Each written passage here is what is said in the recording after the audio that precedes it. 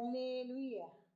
ഏറ്റവും അനുഗ്രഹപ്രദമായ ഒരു പ്രഭാതം ആകട്ടെ എന്ന് പ്രത്യേകം പ്രാർത്ഥിക്കുന്നു. 143 സങ്കീർത്തനം 5-6 തിരുവചനങ്ങളിൽ പറയുന്നു, കഴിഞ്ഞ കാലങ്ങൾ ഞാൻ ഓർക്കുന്നു, അവിടുന്ന് ചെയ്ത എല്ലാ കാര്യങ്ങളെയും പറ്റി ഞാൻ ധ്യാനിക്കുന്നു. അവിടുത്തെ ശക്തമായ പ്രവൃത്തികളെക്കുറിച്ച് ഞാൻ ചിന്തിക്കുന്നു. ഞാൻ അങ്ങയുടെ നേർക്ക് കരങ്ങൾ വിരിക്കുന്നു. നമ്മുടെ ജീവിതത്തിൽ നിസ്സഹായതയിൽ തളർന്നു വീഴുന്ന ഒത്തിരി സാഹചര്യങ്ങൾ ഉണ്ടായിട്ടുണ്ട്. അപ്പോൾ ശക്തി വീണ്ടെടുക്കുവാൻ പറ്റിയ എന്തെങ്കിലും ഒക്കെ മാർഗങ്ങൾ ഉണ്ടോ എന്ന് ഞാനും നിങ്ങളും ചിന്തിച്ചിട്ടില്ലേ? ദൈവം പോലും നിശബ്ദത പാലിക്കുകയും എൻ്റെ പ്രാർത്ഥനയ്ക്ക് ഉത്തരം തരാതിരിക്കുകയും ചെയ്യുന്നതായി തോന്നിപ്പോകുന്ന നിമിഷങ്ങൾ നമ്മുടെ ജീവിതത്തിൽ ഉണ്ടായിട്ടില്ലേ? ഇങ്ങനെയുള്ള സന്ദർഭങ്ങളിൽ എങ്ങനെ വിശ്വാസത്തിൽ ബലം പ്രാപിക്കാൻ കഴിയും? 77 സങ്കീർത്തനം 11 പറയുന്നു, ദാവീദ് തൻ്റെ തളർച്ചയിൽ ചെയ്തൊരു കാര്യം രേഖപ്പെടുത്തുന്നുണ്ട്. ഇങ്ങനെയാ പറയുന്നത് 77:11, ഞാൻ കർത്താവിൻ്റെ പ്രവൃത്തികൾ ഓർമ്മിക്കും, പണ്ടങ്ങ് ചെയ്ത അത്ഭുതങ്ങൾ ഞാൻ അനുസ്മരിക്കും. ഹല്ലേലൂയ.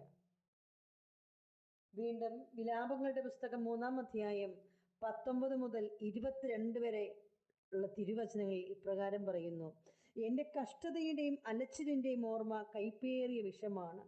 അതിനെപ്പറ്റി നിരന്തരം ചിന്തിച്ച് എൻ്റെ മനസ്സ് തകരുന്നു. എന്നാൽ ഞാൻ ഒരു കാര്യം ഓർമ്മിക്കുന്നു, അതെനിക്ക് പ്രത്യാശ പകരുന്നു.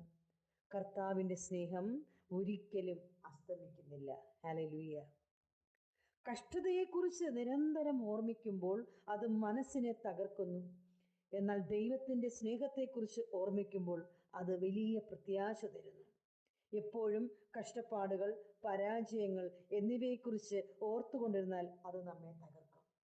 സാഹചര്യങ്ങൾ പ്രതികൂലമാകുമ്പോൾ അവയെ എപ്പോഴും ഓർത്തിരുന്നാൽ വല്ലാത്ത ഭയം വർദ്ധിക്കും, ശക്തി ക്ഷയിക്കും. മറ്റുള്ളവർ ചെയ്ത ദ്രോഹം ഓർത്തുകൊണ്ടിരുന്നാൽ ഉള്ളിൽ വെറുപ്പ് നിറയും. പ്രിയനെ, നമ്മളെ നിരാശരും ദുർബലരുമാക്കുന്ന ഓർമ്മകളെ തള്ളിക്കളയുവാൻ നാം പഠിക്കണം. പകരം കർത്താവിൻ്റെ സ്നേഹത്തെക്കുറിച്ചും കഴിഞ്ഞ കാലങ്ങളിലെ പ്രതിസന്ധികളെ തരണം ചെയ്യുവാൻ തമ്പുരാൻ തന്ന കൃപകളെ നാം ഓർക്കണം. മറ്റുള്ളവരുടെ ജീവിതത്തിൽ, അതുപോലെ തന്നെ നമ്മുടെ തിരുസഭയിൽ വിശുദ്ധാത്മാക്കളുടെ ജീവിതത്തിൽ ദൈവം ഇടപെട്ട ആ സംഭവങ്ങളൊക്കെ നാം ധ്യാനിക്കണം. ബൈബിളിൽ പറയുന്ന അത്ഭുതങ്ങളെക്കുറിച്ച് നാം ഓർക്കണം. ആ ദൈവം തന്നെയാണ് ഇപ്പോൾ നമ്മുടെയും ദൈവം. അവനെൻ്റെ കൂടെയുണ്ട്. കഴിഞ്ഞ കാലങ്ങളിൽ തൻ്റെ ജനത്തെ കരങ്ങളിൽ താങ്ങിയ കർത്താവ് എന്നെയും കരുതും, ഞാൻ ഭയപ്പെടില്ല. ഇങ്ങനെ ചിന്തിക്കുമ്പോൾ തളർച്ചയിൽ നിന്നും തകർച്ചയിൽ നിന്നും ഉയർത്തെഴുന്നേൽക്കുവാൻ നമുക്ക് സാധിക്കും. ഹല്ലേലൂയ. ഒന്ന് കണ്ണടച്ച് പ്രാർത്ഥിച്ചേ. ദൈവമേ, തളർന്നു പോകുമ്പോഴും നിസ്സഹായതയിൽ വലയുമ്പോഴും അങ്ങയുടെ കരുണയെയും അത്ഭുത പ്രവൃത്തികളെയും ഓർമ്മിക്കുവാൻ എന്നെ